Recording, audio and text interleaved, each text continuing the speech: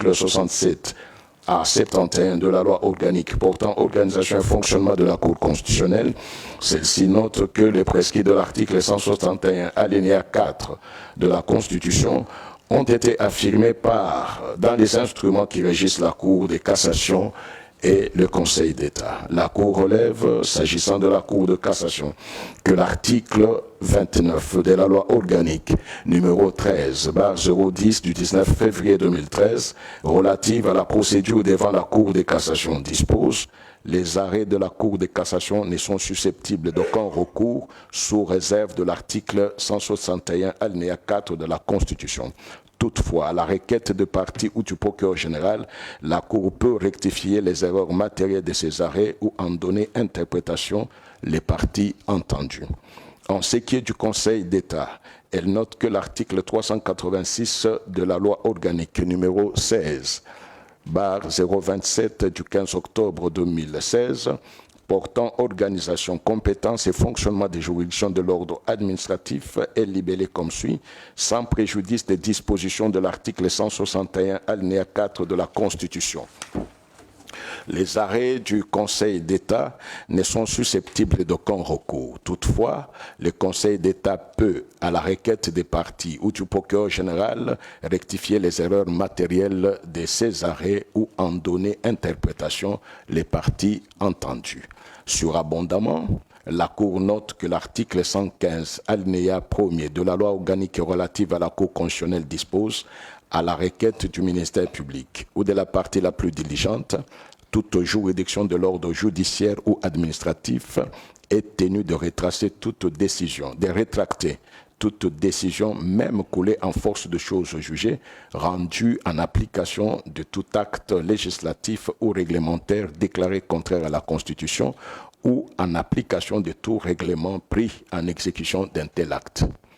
Pour la Cour, au vu de ce qui précède, le caractère définitif et la portée absolue de l'autorité attachée aux arrêts rendus par la Cour de cassation et le Conseil d'État n'opèrent qu'à l'égard de toutes les juridictions de leurs ordres respectifs en ce qu'ils sont pourvus de voies de recours et partant révocables et tangibles. De même, ils ne sauront absolument s'imposer à la Cour constitutionnelle agissant dans sa compétence d'arbitre, alors que, par contre, les arrêts de cette dernière sont revêtus de l'irrévocabilité et l'intangibilité absolue et s'opposent à tous, y compris à elle-même, sans aucune possibilité d'être réexaminée.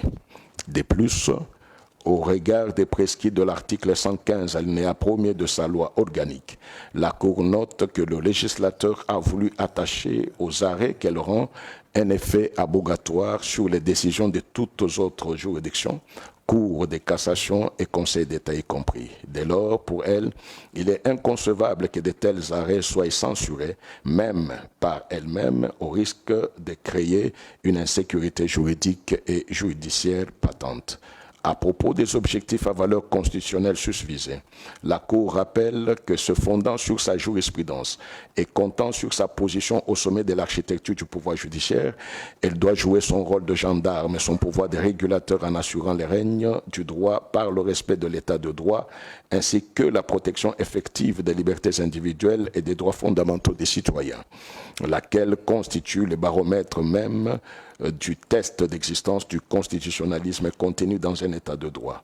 Confortant sa position au sommet de la pyramide de l'arsenal judiciaire congolais, la Cour constitutionnelle est appelée à juger les actes juridictionnels rendus par les autres juridictions. Dès lors, la Cour a affirmé sa compétence implicite de censurer les décisions non susceptibles de voie de recours, en l'occurrence celles de la Cour de cassation et du Conseil d'État, qui sont attentatoires à ses valeurs. Pour elle, pareilles décisions juridictionnelles deviennent de jure susceptibles de recours devant la Cour constitutionnelle, qui est donc appelée à en contrôler la constitutionnalité, même en marge de toute prévision constitutionnelle ou légale expresse. La Cour juge que pareil exercice ne devrait pas valoir pour les arrêts rendus par elle qui sont par nature revêtus d'une présomption irréfragable de constitutionnalité ou de respect de droits et libertés constitutionnelles et qui découlent d'ailleurs de leur autorité définitive et absolue. De tout ce qui précède, la Cour considère qu'elle ne saura justifier la compétence de connaître ses propres décisions en dehors des cas prévus par l'article 93 alinéa 4 de la loi organique portant organisation et fonctionnement de la Cour constitutionnelle, que sont l'interprétation et la rectification d'erreurs matérielles, lesquelles ne sont nullement de voie de recours, mais plutôt des mécanismes de correction et d'éclaircissement de positions contenues dans un arrêt sans en réexaminer les motifs et les dispositifs comme il a été jugé dans les arrêts sous R-Const 1551, R-Const 1554 et R-Const 1591. En conséquence, elle se déclarera incompétente. La procédure étant gratuite, conformément à l'article 96 alinéa 2 de la loi organique portant organisation et fonctionnement de la Cour constitutionnelle, il n'y aura pas lieu à paiement des frais d'instance. C'est pourquoi, vu la Constitution de la République démocratique du Congo telle que modifiée à ce jour, spécialement ses articles 17 alinéa 2, 19 alinéa 3, 21 alinéa 2, 149 alinéa 1er, 153 alinéa 1er, 154, 157, 160 alinéa 1er, 161 alinéa 4, 162 alinéa 2 et 168 alinéa 1er, vu la loi organique numéro 13/026 du 15 octobre 2013 portant organisation et fonctionnement de la Cour constitutionnelle, spécialement ses articles 43, 48, 63 à 71, 93 alinéa 4, 96 alinéa 2 et 115 alinéa 2, vu la loi numéro 13/010 du 19 février 2013 relative à la procédure devant la Cour de cassation, spécialement en son article 29, vu la loi numéro 16/027 du 15 octobre 2016 portant organisation, compétence et fonctionnement des juridictions de l'ordre administratif, spécialement en son article 386, vu le règlement intérieur de la Cour constitutionnelle, spécialement ses articles 54 et 91 alinéa 2, la Cour constitutionnelle siégeant en matière de contrôle de constitutionnalité, après avis du procureur général, se déclare incompétente, dit qu'il n'y a pas lieu à paiement des frais d'instance, dit que le présent arrêt sera notifié au requérant, au président de la République, au président de l'Assemblée nationale, au président du Sénat ainsi qu'à la Première ministre, dit en outre qu'il sera publié au journal officiel de la République démocratique du Congo et au bulletin des arrêts de la Cour constitutionnelle. La Cour a ainsi délibéré statué en son audience publique de ce jour à laquelle a siégé la présente composition.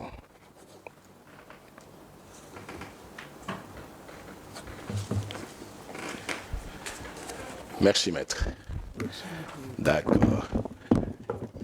À l'intention de tous les conseils, avocats et consorts, la Cour avait même organisé des journées portes ouvertes. Nous n'avons vu aucun avocat venir vers nous.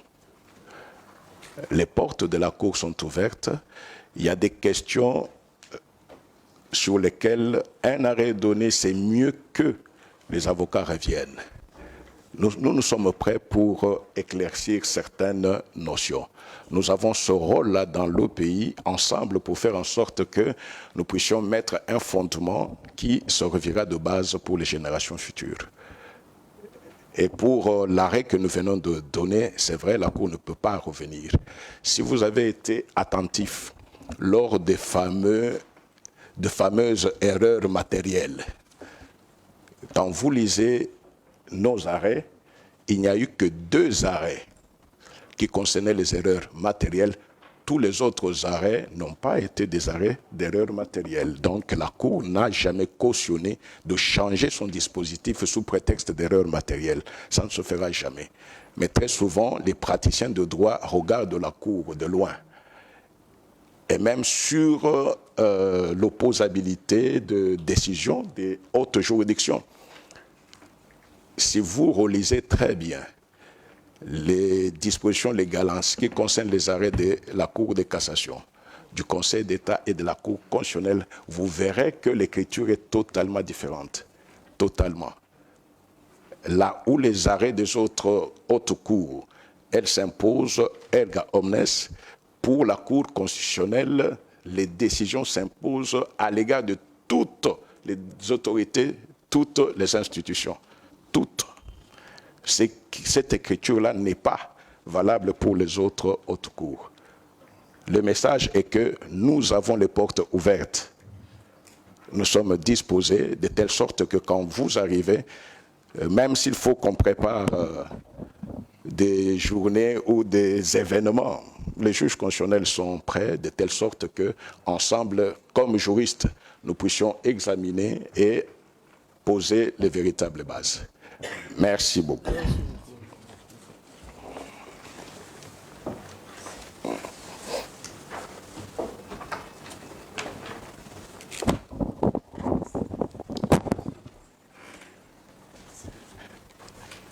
Le premier là, il est où? Ah, le premier, hein? Ah oui, ça, le premier, il était bloqué un peu, parce que c'est lui qui lisait.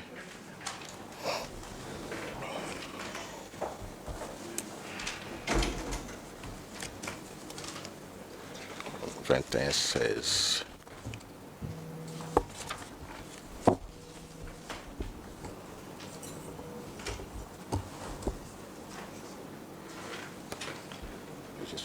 Oui, je suis encore à l'audience. Dès que j'ai fini, je te fais signe. Non, mais la cause de la problème est atteinte.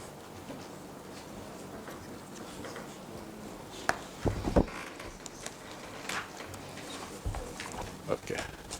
Le deuxième est là.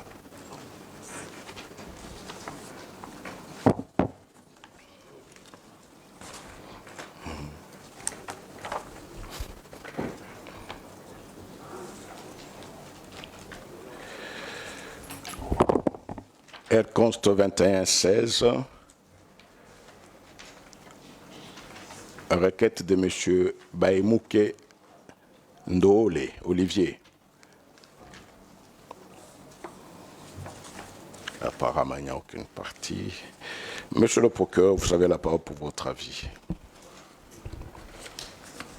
Merci beaucoup, Monsieur le Président, pour la parole nous accordée. Monsieur le Président, honorable membre de la composition, l'avis est entièrement rédigé et nous le donnons sur dispositif ainsi concis. Par ces motifs, plaise à la Cour constitutionnelle de se déclarer incompétente, dire qu'il n'y a pas lieu à paiement de frais d'instance. Nous avons dit, Monsieur le Président. La Cour vous remercie, elle clôt le débat, prend la cause en délibéré et rend son arrêt sur dispositif.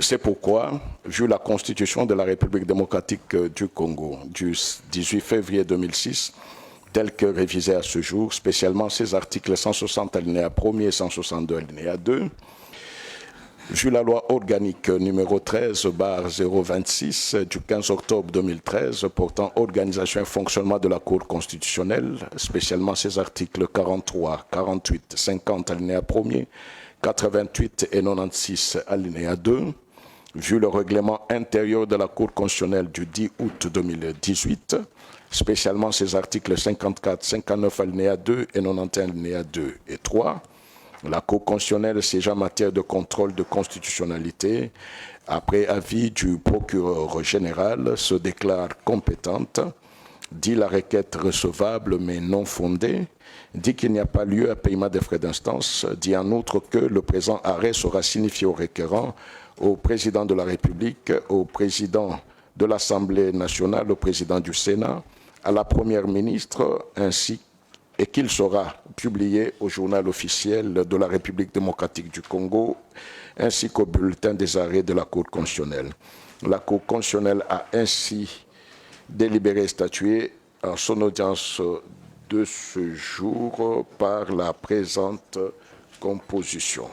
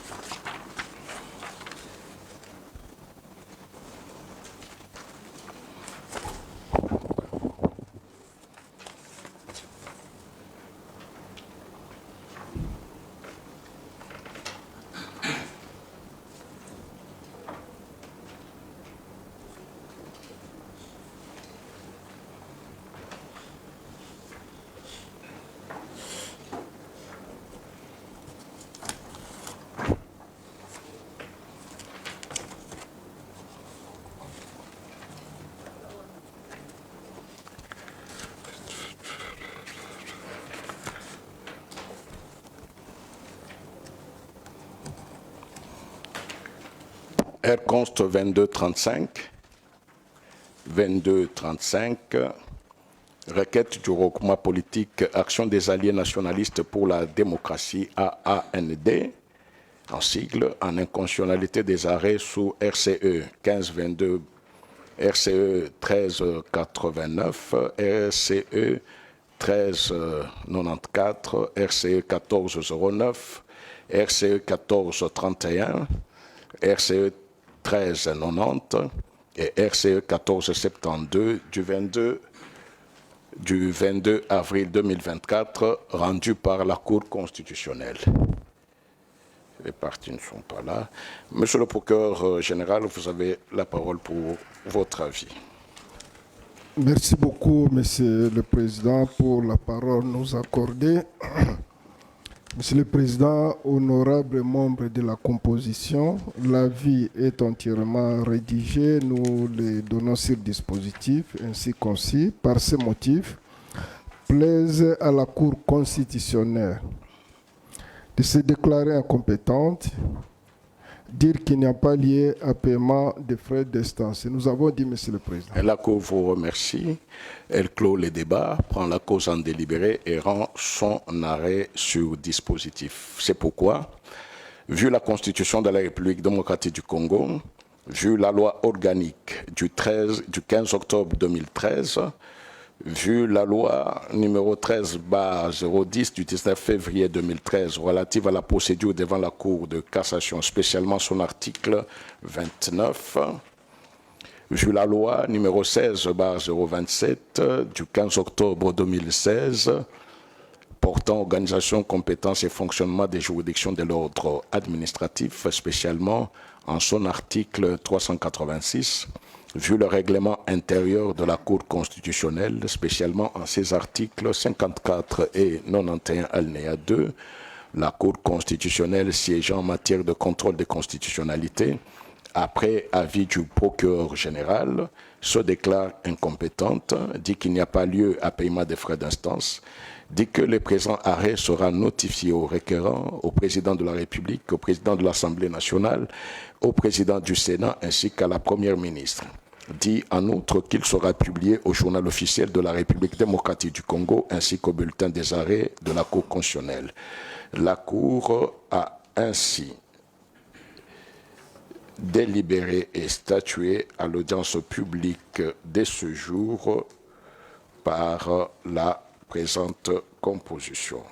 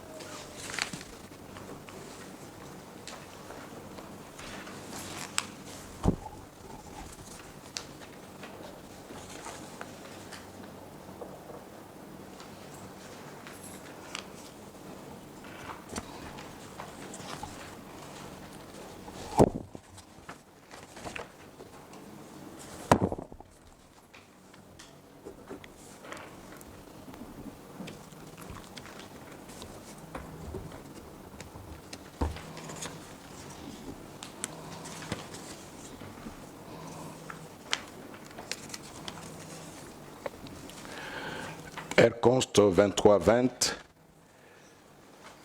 R const 2320. Exception d'inconstitutionnalité soulevée par M. Assindo Moïse et consorts contre l'article 1er de l'ordonnance loi numéro 78-001 du 24 février 1978 relative à la répression des infractions intentionnelles flagrantes dans la cause sous RP 17-594 pendante devant le tribunal de grande instance de Kinshasa, Kalamu. Monsieur le procureur général, vous avez la parole. Merci beaucoup, Monsieur le Président, pour la parole nous accorder. Monsieur le Président, honorables membres de la composition, l'avis est entièrement rédigé et nous le donnons sur le dispositif ainsi concis. Par ce motif, plaise à la Cour constitutionnelle de se déclarer compétente, dire la présente requête est recevable mais la déclarer non fondée, dire qu'il n'y a pas lieu à paiement de frais d'instance. Nous avons dit, monsieur. La Cour vous remercie, elle clôt le débat, prend la cause en délibéré et prononce son arrêt sur le dispositif. C'est pourquoi, vu la Constitution de la République démocratique du Congo, vu la loi organique, vu le règlement intérieur de la Cour constitutionnelle, la Cour constitutionnelle siégeant en matière de contrôle de constitutionnalité, après avoir entendu le procureur général à son avis, se déclare compétente pour examiner l'exception soulevée, la déclare recevable mais la dit non fondée, ordonne au tribunal de grande instance de Kinshasa-Kalamu de poursuivre l'instruction de la cause sous RP 17594, dit qu'il n'y a pas lieu à paiement des frais d'instance, dit que le présent arrêt sera signifié aux parties dans la cause sous RP 17594 au tribunal de grande instance de Kinshasa-Kalamu, au président de la République, au président de l'Assemblée nationale, au président du Sénat ainsi qu'à la première ministre, dit en outre qu'il sera publié au journal officiel de la République démocratique du Congo et au bulletin des arrêts de la Cour constitutionnelle. La Cour a ainsi délibéré statuer à son audience publique de ce jour à laquelle a siégé la présente composition.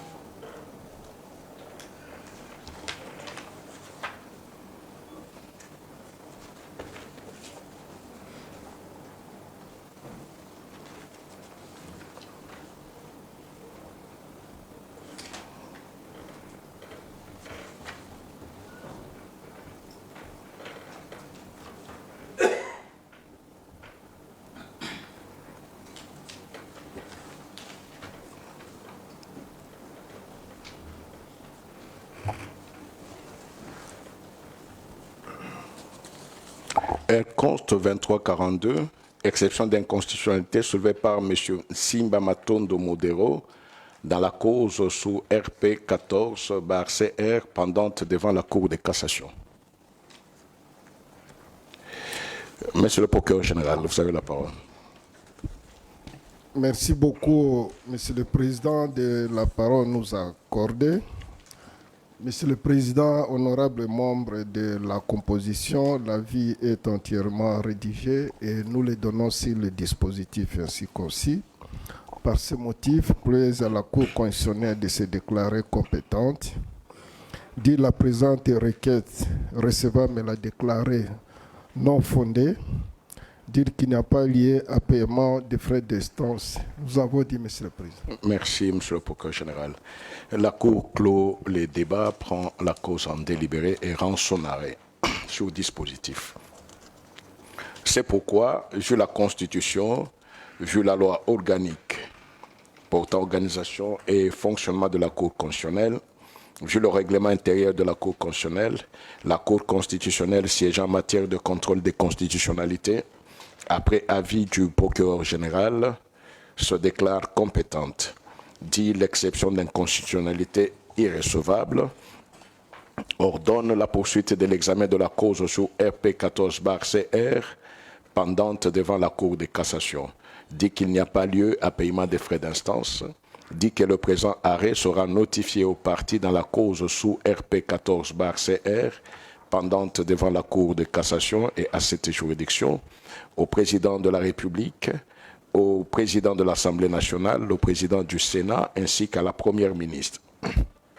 Dit en outre qu'il sera publié au journal officiel de la République démocratique du Congo ainsi qu'au bulletin des arrêts de la Cour constitutionnelle. La Cour a ainsi délibéré et statué à l'audience publique de ce jour à laquelle a siégé la présente composition.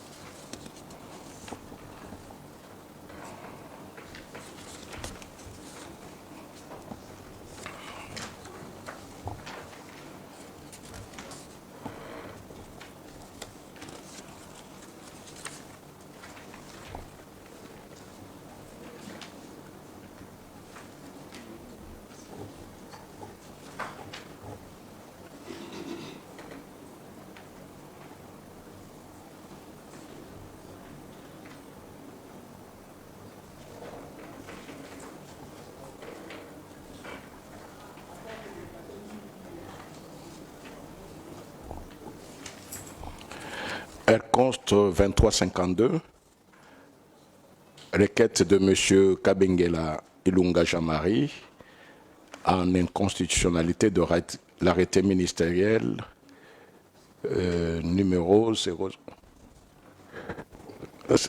C'était réservé, hein? Mais pourquoi on a mis ça?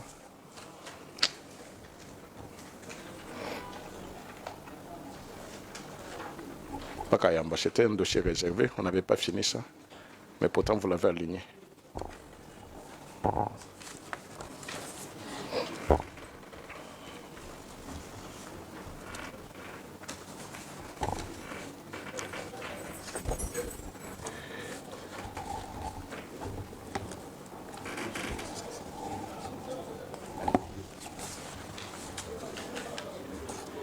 Ah non, j'ai pris le dossier. Ah oui.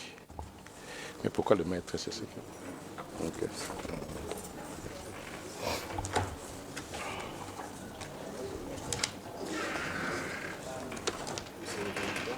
Nous cherchons maintenant. Oui. Ok. Elle conste 2363, exception d'inconstitutionnalité soulevée par M. Baraka Maringa, Gloire et Lomangue Yves contre l'article 1er de l'ordonnance loi numéro 78001 du 24 février 1978.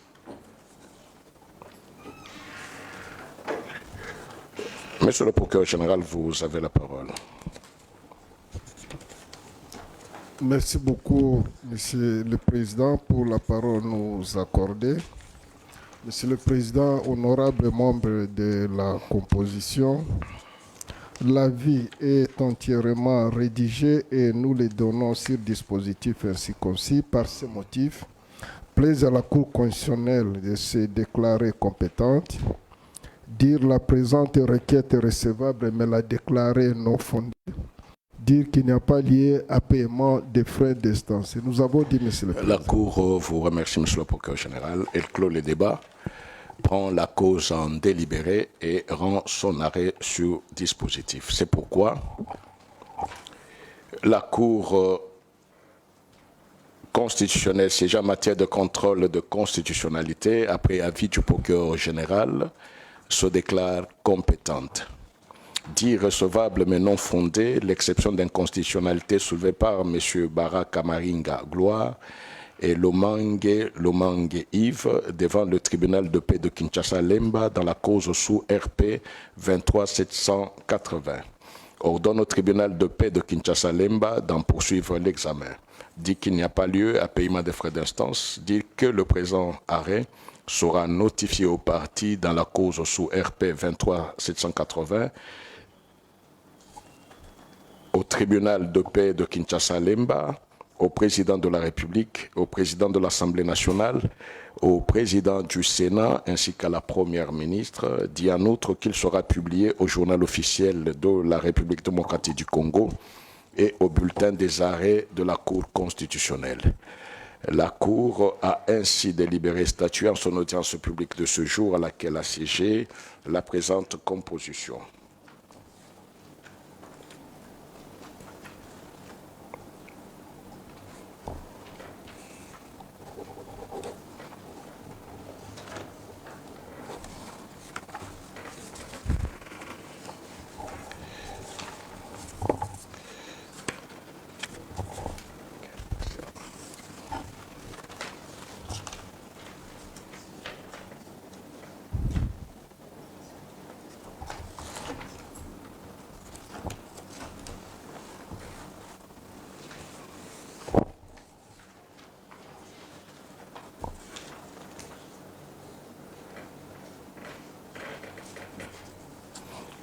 Le dossier 24-24.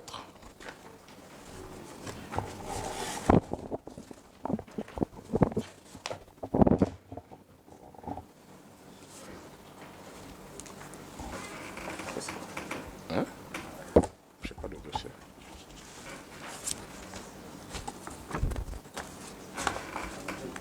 Oui, oui.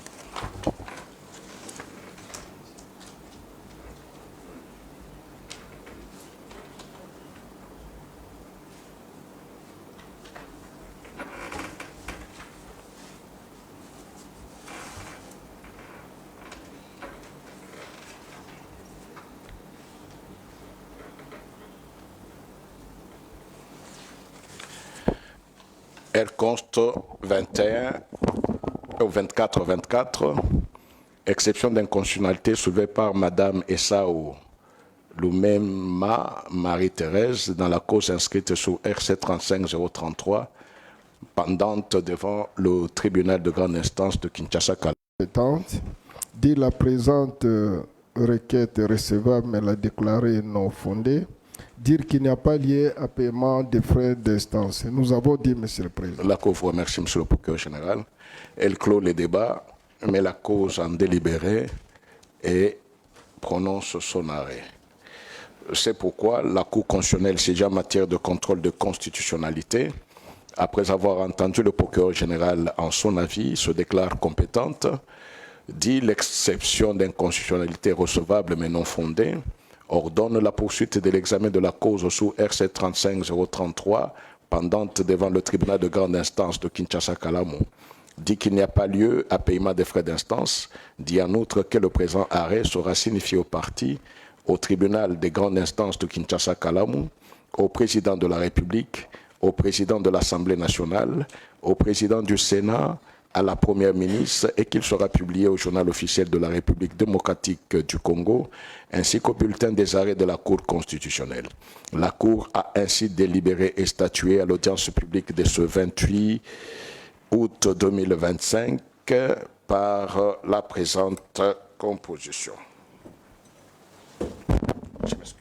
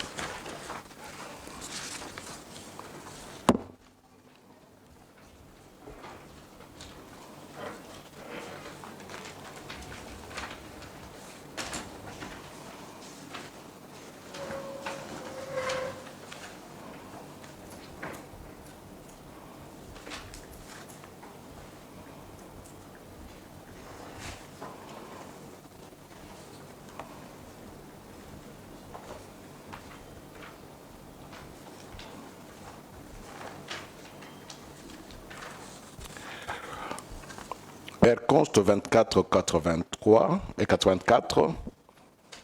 Requête de M. Mboueboaka pour Jean-Paul en inconstitutionnalité de résolution numéro 04 bar APK or bar SO bar M bar 2025 et numéro 05 bar APK or bar SO bar M bar 2025 adopté par l'Assemblée provinciale du Kasaï oriental en date du 13 mai 2025, portant respectivement poursuite judiciaire et mise en accusation contre lui et consorts. C'est le collègue Boukouna. Collègue, vous avez la parole pour le rapport. Merci beaucoup, honorable président. La composition. Je m'excuse, maître. Oui, vous pouvez donner faire acter votre comparution. Le requérant Mboueboaka pour Jean-Paul, comparé par ce conseil que nous sommes, Maître Biaya Mukendi, avocat au barreau près les cours d'appel de Kinshasa, Matete et Kasaï oriental. Conjointement avec Maître Dominique Lutumba Kabamba, avocat près la cour d'appel du Kasaï oriental. D'accord. Madame la greffière, c'est OK? Merci. Collègue, vous avez alors la parole pour la lecture du rapport. Et les autres? Il y a aussi... Ah, je pensais que c'était MMK. OK. Je La suis tellement pressé pour défenderesse terminer. Assemblée provinciale du Kasaï oriental, comparée par ce conseil, Maître Jérémy Mutombo Kamba, avocat au barreau du Kasaï oriental, conjointement avec Maître Didier Kabeyawa Banza, avocat au même barreau. Maintenant, j'espère que c'est terminé. Ah oui, ah non, celui qui est derrière, c'est le technicien. C'est pas l'avocat. Merci. Merci, collègue. Merci beaucoup, Monsieur le Président. Const 2484. En cause, requête de M. Mboueboaka pour Jean-Paul en inconstitutionnalité des résolutions numéro 04 bar APK .OR bar SO bar M bar 2025 et numéro 05 bar APK OR bar SO bar M bar 2025 adopté par l'Assemblée provinciale du Kasaï oriental en date du 13 mai 2025 portant respectivement poursuite judiciaire et mise en accusation contre lui et ses consorts. Rapport. 1. Les faits. Par requête du 15 mai 2025, signée par l'avocat Biaya Mukendi José et déposé au greffe de la Cour constitutionnelle à la même date, compte récépissé enrôlé sous Const 2484, M. Mboueboaka pour Jean-Paul, gouverneur de la province du Kasaï oriental, a saisi la Cour en inconstitutionnalité des résolutions numéro 04 bar APK-OR bar SO bar M bar 2025 et numéro 05 bar APK-OR bar SO bar M bar 2025 adopté par l'Assemblée provinciale du Kasaï oriental en date du 13 mai 2025 portant respectivement poursuite judiciaire et mise en accusation contre lui et consorts. Le requérant expose que sans qu'il ne soit informé des griefs des détournements mis à sa charge et à celle de ses collaborateurs par la commission d'enquête mise en place par le bureau de la dite Assemblée, il a été surpris de recevoir en date du 14 mai 2025 par courrier signé le 13 du même mois par son président, M. Moya Mukendi Willy, lui notifiant les résolutions susvisées. Il allègue n'avoir pas été invité ou auditionné par la dite commission sur les actes de détournement et sur le mode de participation de plusieurs personnes dans leur perpétration. De même, poursuit-il, la plénière de la dite Assemblée ne s'est jamais souciée de l'inviter pour lui permettre de présenter ses moyens de défense face aux allégations qu'il qualifie de gratuites, fantaisistes et tendancieuses, telles que contenues dans les rapports de la commission susmentionnée. Pour lui, adopter dans ces conditions, les résolutions attaquées violent intentionnellement les droits sacrés de la défense consacrés aux articles 19, alinéa 3 et 61.5 de la Constitution. À l'appui de sa requête, les requérants ont versé au dossier les pièces suivantes. La procuration spéciale du 14 mai 2025, l'ordonnance numéro 24/044 du 5 juin 2024 portant investiture du gouverneur et du vice-gouverneur de la province du Kasaï-Oriental, la lettre numéro 25/CAB/VPM Minenter CDCAC SLBJ 859 2024 du 18 juin 2024 portant notification de son investiture au poste de gouverneur de la province du Kasaï-Oriental, la lettre de l'Assemblée provinciale portant notification des résolutions numéro 04 et 05 du 13 mai 2025 portant respectivement poursuite judiciaire et mise en accusation contre lui et consorts, la résolution numéro 04/APK.OR/SO/M/2025 du 13 mai 2025 portant poursuite judiciaire contre M. Jean-Paul Mbouebois Capo, gouverneur de province du Kasaï-Oriental et consorts, la résolution numéro 05/APK.OR/SO/M/2025 du 13 mai 2025 portant mise en accusation de M.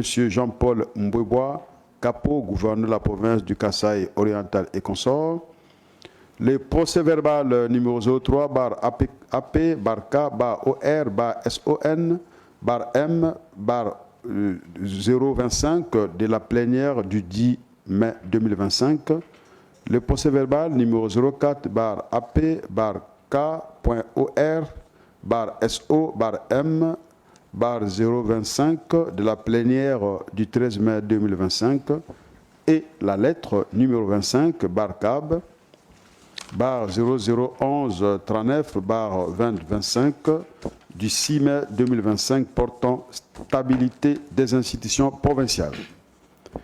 Ayant reçu notification de la requête du 21 mai 2025, l'Assemblée provinciale du Kasaï-Oriental, défenderesse en inconstitutionnalité, a déposé au greffe de la Cour son mémoire en réponse signé le 23 du même mois par son avocat Kabea Wabanza Didier, détenteur d'une procuration spéciale.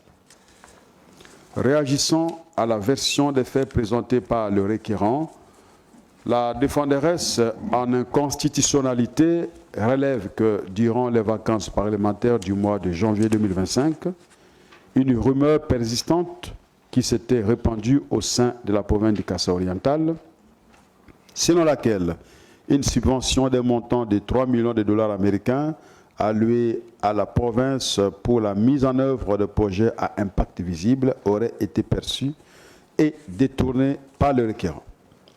La dite défenderesse poursuit, alors que cette rumeur persistait, le bureau de cette Assemblée a, lors de sa réunion du 8 janvier 2025, décidé de créer une commission d'enquête parlementaire chargée de collecter les informations nécessaires et d'examiner la gestion financière, administrative et technique du gouvernement provincial dirigé par le requérant. Elle soutient que le président de la commission sus-indiquée a adressé au requérant une fiche d'observation sous forme de questionnaire soutenue par la lettre numéro 008 bacom.enq.parl bar AP, bar K, bar OR, bar 2025 du 28 janvier 2025, à laquelle ce dernier a répondu par une correspondance signée par lui en date du 29 janvier 2025. Pour la défenderesse en inconstitutionnalité, cette correspondance en réponse du requérant constitue la preuve irréfutable qu'il a eu l'occasion de présenter ses moyens de défense dans cette procédure d'enquête. Dès lors, ses droits de la défense constitutionnellement protégés n'ont pas été violés. À l'appui de son mémoire, elle a versé un dossier de pièces cotées et paraphé de 1 à 166. Objet de la requête. La requête porte sur l'inconstitutionnalité des résolutions numéro 04 /APK.OR /SO /M /2025 et numéro 05 /APK.OR /SO /M /2025 adopté par l'Assemblée provinciale du Kasaï oriental en date du 23 mai 2025, portant respectivement poursuite judiciaire et mise en accusation contre le requérant. Voilà, Monsieur le Président, la substance et la quintessence des faits dans cette cause. Merci beaucoup, chers collègues. Maître, vous avez suivi le rapport. C'est conforme. Monsieur le procureur général, vous avez la parole pour votre avis. Maître, vous voulez quand même parler? Juste un correctif sur la date des résolutions. C'est le 13 et non le 23. Il n'y a pas de problème. C'est le 13 mai, oui. Le 13 mai 2025. Oui, c'est bien ça. C'est bien ça qui est. C'est ce qui a été écrit, c'est ce qu'il a dit. C'est ce qui a été lu. Monsieur le procureur général. Merci beaucoup, Monsieur le Président. Monsieur le Président, honorables membres de la composition, l'avis est entièrement rédigé et nous le donnons sur dispositif, ainsi concis. Par ce motif, plaise à la Cour constitutionnelle se déclarer compétente, dire recevable la présente requête mais la déclarer non fondée, dire qu'il n'y a pas lié à paiement des frais d'instance. Nous avons dit, Monsieur le Président. La Cour vous remercie, Monsieur le procureur général. La Cour clôt les débats, met la cause en délibéré et rend son arrêt. Nous sautons toute la partie qui a été lue dans le rapport. Nous commençons la page 3. Examinant sa compétence, la Cour note qu'il résulte des dispositions des articles 160 alinéa 1er et 162 alinéa 2 de la Constitution, 43 et 48 de la loi organique numéro 13/026 du 15 octobre 2013 portant organisation et fonctionnement de la Cour constitutionnelle. Elle est chargée du contrôle des constitutionnalités des traités et accords internationaux, des lois, des actes ayant force de loi, des édits, des règlements intérieurs des chambres parlementaires, du Congrès et des institutions d'appui à la démocratie ainsi que des actes réglementaires. En l'espèce, elle constate que le requérant soumet à son contrôle les résolutions numéro 04 /APK-OR /SO /M /2025 et numéro 5 /APK-OR /SO /M /2025, adopté par l'Assemblée provinciale du Kasaï oriental en date du 13 mai 2025, portant respectivement poursuite judiciaire et mise en accusation contre lui et consorts, qui ne sont ni des actes législatifs, ni des actes réglementaires, mais plutôt des actes d'assemblée qui ne rentrent pas dans la nomenclature des actes de compétence de la Cour.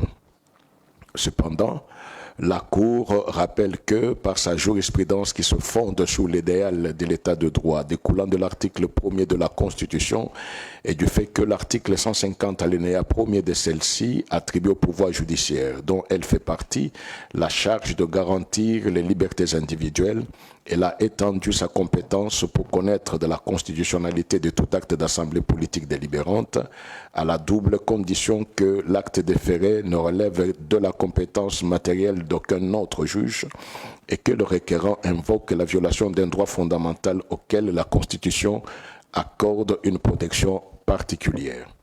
Dans le cas sous examen, s'agissant de la première condition, la Cour note que ces actes ne relèvent de la compétence matérielle d'aucune juridiction, prouvant ainsi l'indisponibilité de voies de recours en leur encontre. Quant à la deuxième condition, le requérant allègue la violation des droits de la défense, droit auquel la Constitution attache une protection particulière en ses articles 19 alinéa 3 et 61.5. Contrairement à l'affirmation de la défenderesse en inconstitutionnalité, selon laquelle la Cour n'est pas compétente pour connaître d'une contestation portant sur des résolutions parlementaires de mise en accusation d'un gouverneur de province qui relèverait d'un contentieux de nature politique et institutionnelle, la Cour tient à préciser que les résolutions incriminées font partie intégrante de la catégorie d'actes d'assemblée entendus dans sa jurisprudence, notamment dans l'arrêt sous R-Const 1639 du 14 septembre 2021, comme les actes non législatifs d'une chambre parlementaire, plus exactement ceux qui concourent au bon fonctionnement de celle-ci en dehors de sa mission d'élaborer la loi, c'est-à-dire dans le cadre de l'exercice de ses attributions extra-législatives. Eu égard à ce qui précède, la Cour se déclarera compétente.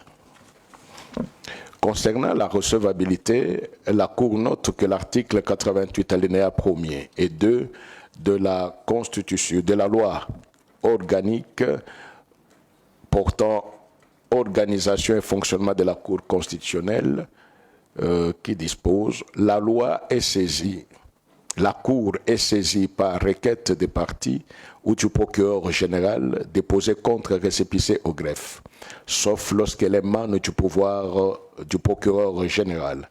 La requête mentionne sous peine d'irrecevabilité le nom, qualité et adresse du requérant ainsi que l'objet et les moyens de la demande.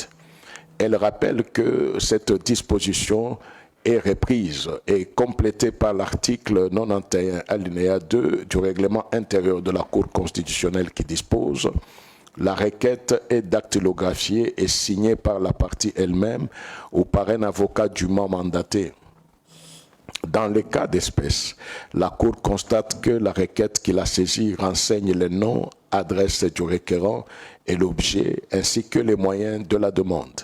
Elle est signée par l'avocat Biaya Mukendi José, porteur de la procuration spéciale du 14 mai 2025.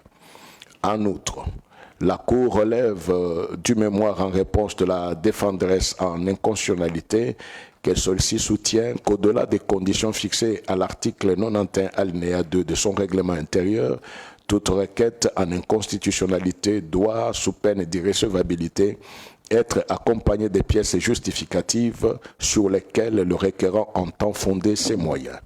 Y répondant, la Cour note que cet argument manque de fondement tant légal, réglementaire que factuel. En effet, aucun texte juridique ne pose une telle condition sous peine d'irrecevabilité et qu'au regard du dossier de la cause sous examen, un inventaire des pièces signé par l'avocat Biaya Mukendi José a été déposé au greffe de la Cour en la même date que la présente requête. En conséquence, la Cour dira cette requête recevable. Examinant le fond de la cause, la Cour constate que le requérant fonde sa requête sur deux moyens. Le premier moyen est tiré de la violation des droits de la défense consacrés aux articles 19 alinéa 3 et 61.5 de la Constitution, en ce que les résolutions attaquées ont été adoptées à la suite des procédures d'enquête en commission et des votes en plénière lors desquels le requérant a été empêché de présenter ses moyens de défense sur les greffes mis à sa charge. Le second moyen est quant à lui relatif à la violation de l'arrêt R-Const 2245 rendu par la Cour constitutionnelle en date du 31 mai 2024 en matière de contrôle de conformité à la Constitution du règlement intérieur de l'Assemblée provinciale du Kasaï-Oriental, en ce que cet arrêt impose la lecture des articles dont l'article 100 92 du dit règlement intérieur en harmonie avec le respect des droits de la défense garantis par les articles 19 alinéa 3 et 61.5 de la Constitution. La Cour indique qu'elle n'examinera pas le second moyen en ce qu'elle n'a pas reçu pouvoir d'examiner la conformité des actes d'assemblée en ses propres arrêts ou de contrôler la violation de ceux-ci. À cet effet, elle n'examinera que le premier moyen pris en la violation des articles 19 alinéa 3 et 61.5 de la Constitution. Abordant ces moyens, la Cour le dira fondé. En effet, elle note que les articles 19 alinéa 3 et 61.5 de la Constitution disposent respectivement ce qui suit. Le droit de la défense est organisé et garanti. 2. En aucun cas, et même lorsque l'état de siège ou l'état d'urgence aura été proclamé conformément aux articles 85 et 86 de la présente Constitution, il ne peut être dérogé aux droits et principes fondamentaux énumérés ci-après. 5. Le droit de la défense et le droit de recours. La Cour relève que la défenderesse en inconstitutionnalité estime n'avoir pas enfreint aux dispositions constitutionnelles précitées, en ce que le requérant avait présenté ses moyens de défense par écrit dans sa correspondance en réponse à la commission d'enquête du 29 janvier 2025. Pour l'Assemblée provinciale du Kasaï oriental, l'exercice de droit de la défense n'est pas soumis à une modalité précise car aucune disposition légale ou réglementaire n'exige que l'audition se fasse exclusivement en présence physique ou dans le cadre d'une plénière. À cet effet, la Cour rappelle sa jurisprudence abondante dans laquelle elle a fait observer que le droit de la défense comporte essentiellement 3 composantes indissociables. D'abord, le droit pour la personne mise en cause d'être dûment informée qu'une procédure pouvant aboutir à une sanction est engagée contre elle et de recevoir communication des griefs mis à sa charge. Ensuite, le droit de disposer d'un laps de temps nécessaire pour préparer sa défense. Et enfin, le droit d'être mis dans les dispositions de présenter effectivement sa défense. Pour elle, l'effectivité de l'exercice et du respect des droits de la défense est soumise à la réunion de ces conditions générales et abstraites. Il n'appartient donc pas à la défenderesse en inconstitutionnalité ou à toute autre autorité sanctionnatrice de définir l'étendue et les limites de l'exercice du droit de la défense au risque de promouvoir l'arbitraire dans son chef. En l'espèce, la Cour constate qu'aucune pièce du dossier n'est à même de lui permettre de conclure à l'observation de ces 3 exigences par l'Assemblée provinciale du Kasaï oriental dans l'adoption des résolutions incriminées. En ce qui est de la première condition, la Cour fait remarquer que celle-ci n'est pas observée. En effet, pour elle, la fiche d'observation transmise au requérant par la commission d'enquête n'avait pas une portée informative concernant un quelconque grief lui reproché sur des faits précis, mais elle avait plutôt la nature d'une simple demande d'information d'ordre général. Dès lors, la Cour relève que, quand bien même le requérant avait répondu aux questions de la commission d'enquête, le bureau de l'Assemblée provinciale susvisée était dans l'obligation d'informer les requérants des conclusions de l'enquête assorties des griefs de détournement qui ont été établis à sa charge. En outre, précise-t-elle, il devait notifier au requérant que la procédure tendant à l'autorisation de poursuite judiciaire contre lui et sa mise en accusation par l'Assemblée plénière, l'autorité des sanctions, en l'occurrence, était engagée en son encontre, ainsi que la date fixée pour en débattre. Quant à la deuxième condition, la Cour fait observer qu'elle relève même de l'idée d'un procès équitable et constitue l'un des critères fondamentaux d'un État de droit. À cet effet, le délai entre la notification des faits imputés à une personne et la comparution de celle-ci pour débattre de la question devant les juges ou l'autorité doit être raisonnable, c'est-à-dire ni trop long, ni trop court, et devra au surplus mettre la personne concernée en mesure d'organiser sa défense afin de la présenter utilement. Elle rappelle à cet effet sa jurisprudence dans laquelle il a été jugé que le délai minimum de 48 heures doit être respecté conformément à l'article 146 alinéa 3 de la Constitution avant tout débat ou un quelconque vote tendant à une sanction ou privation de droit. Pour la Cour, il se dégage de l'esprit de la disposition constitutionnelle susvisée, le principe à valeur constitutionnelle de sécurité juridique selon lequel le délai minimum pré-rappelé doit être respecté dans toutes les procédures pouvant amener à une condamnation ou à une sanction, ce y compris dans les procédures parlementaires. En l'espèce, la Cour constate que cette condition n'est pas remplie, en ce que, outre le fait que le requérant n'a pas été informé des conclusions de l'enquête l'incriminant, aucun délai ne lui a été accordé par la défenderesse en inconstitutionnalité afin de préparer sa défense dans la procédure ayant conduit à l'autorisation de poursuite contre lui et à sa mise en examen. Pour la Cour, la défenderesse en inconstitutionnalité aurait dû prendre en compte la gravité des faits pénaux reprochés au requérant en notifiant et en lui accordant un délai raisonnable pour répondre au risque de piétiner le sacro-saint droit de la défense.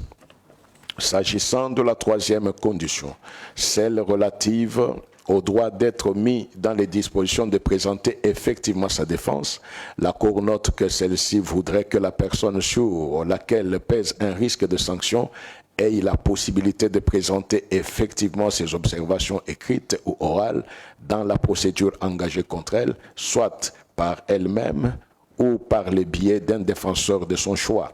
Pour la Cour, dans les cas sous examen, le requérant était mis dans l'impossibilité de présenter effectivement ce moyen de défense, en ce que, faute de la réunion des deux premières conditions, ni lui ni ses conseils n'ont jamais été entendus par l'Assemblée plénière sur les griefs retenus contre lui avant l'adoption des résolutions incriminées. La Cour relève en outre qu'il n'existe aucun fondement constitutionnel, légal ou réglementaire permettant d'établir l'existence d'une quelconque spécificité dans la perception de droit de la défense en matière de mise en accusation comme le prétend l'Assemblée provinciale du Kasaï oriental dans son mémoire.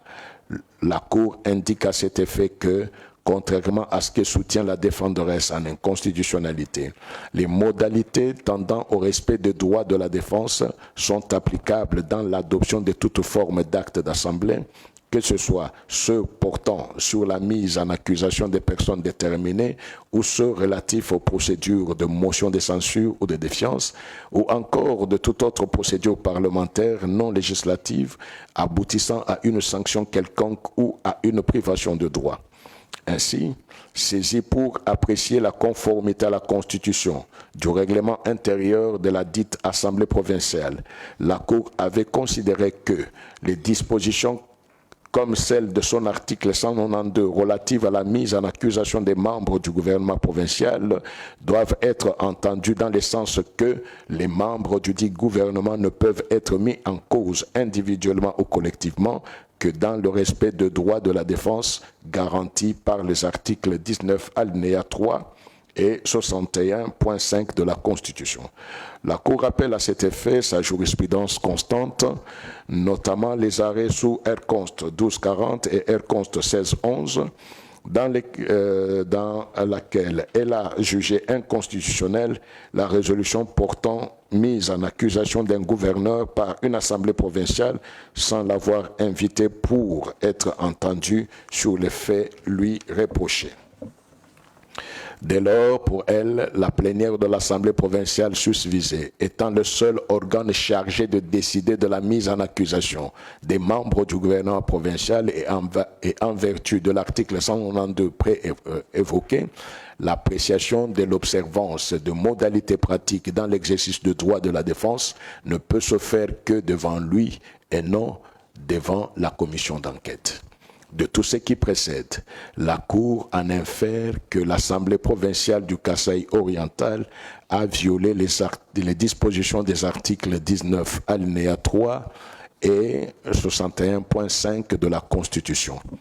En conséquence, elle déclarera inconstitutionnelles les résolutions numéro 04-apk.org/SO/M/2025 et numéro 05-APK-OR/SO/M/2025 adopté par la dite Assemblée en date du 13 mai 2025, portant respectivement poursuites judiciaires et mise en accusation contre les requérants et consorts.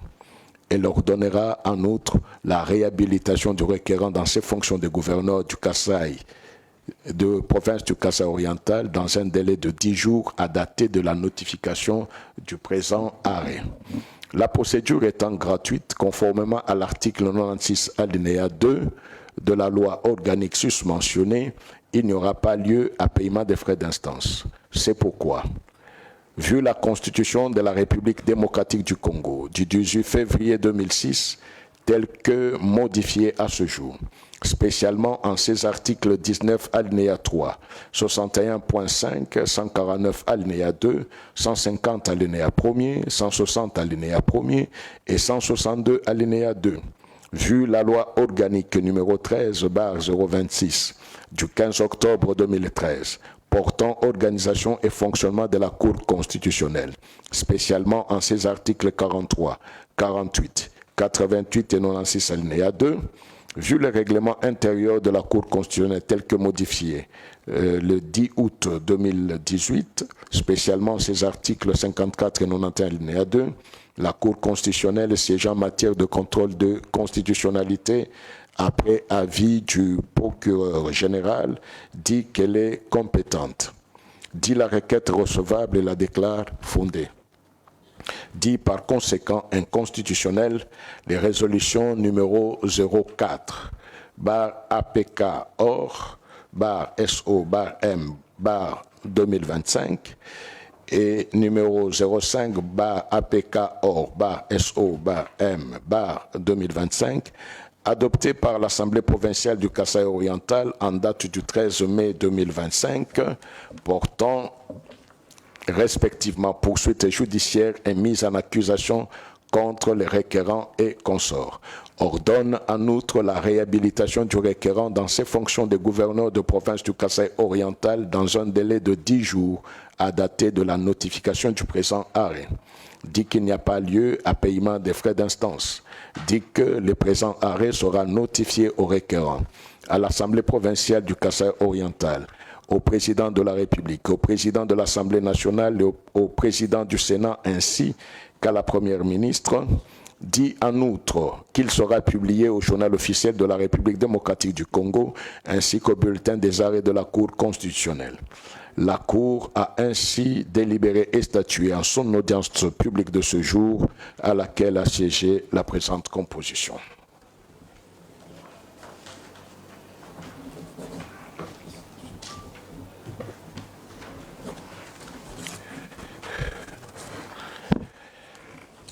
Voilà, maître, c'est dit.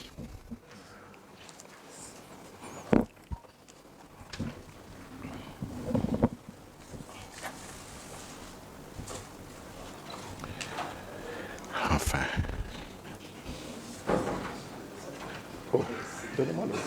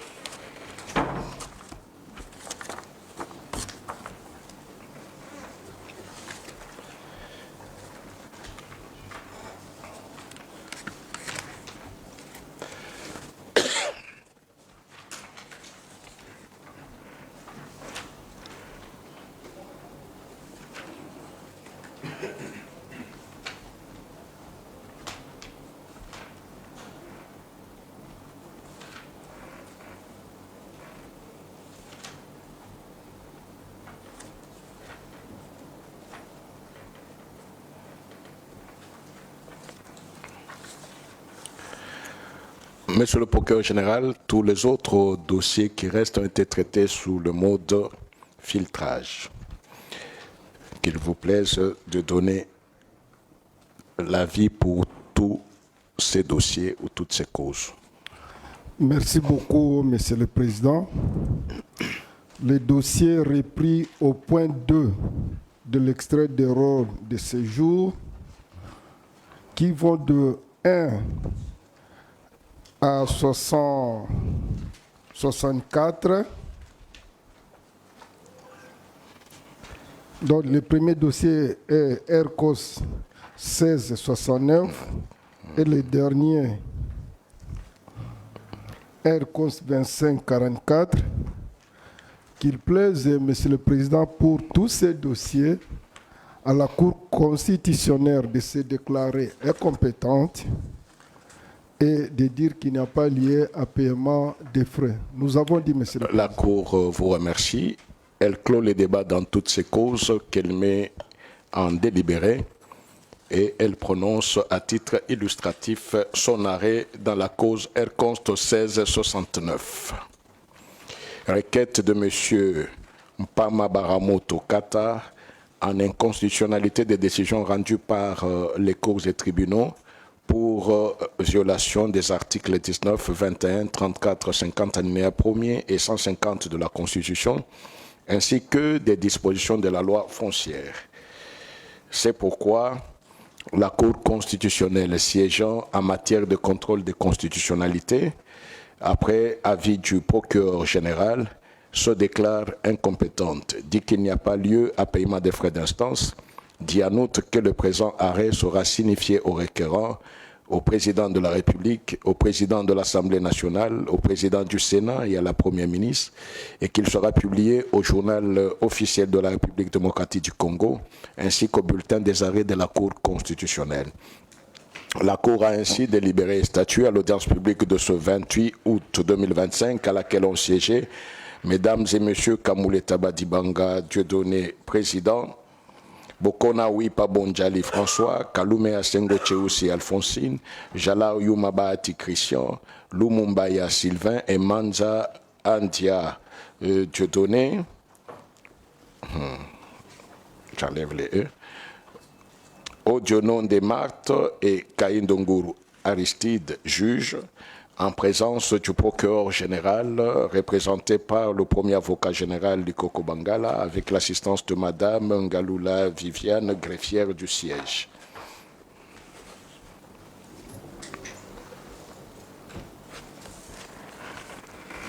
Merci. Et maintenant...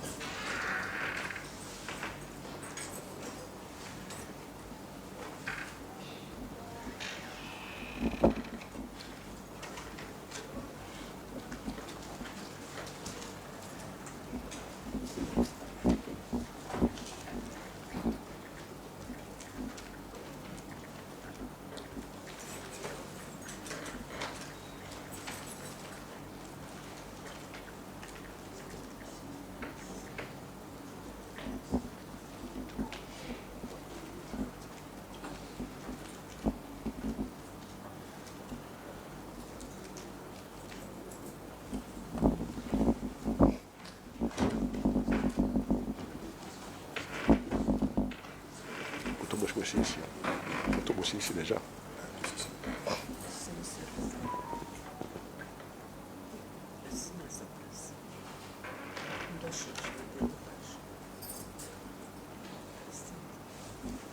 Je n'ai rien. Qui a signé ça? Qui a signé là-bas?